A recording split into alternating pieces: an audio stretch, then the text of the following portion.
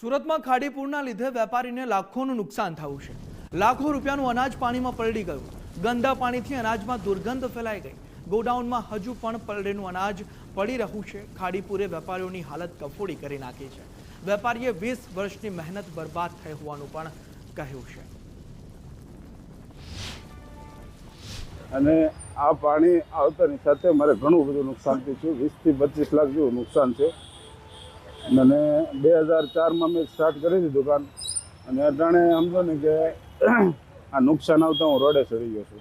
આમાં જવાબદાર તો સરકારને મારે ગણવી કે કોર્પોરેશનને ગણવું કે અધિકારી ઉચ્ચ અધિકારીઓને ગણવા, આમાં કાંઈ મને ટપો પડતો નથી। અમારે તો જે નાની દુકાન હોય, દુકાનો પ્રમાણે અમે હાલતા હોય ને દુકાનમાં અમને બીજી કંઈ ખબર નોલેજ ન હોય।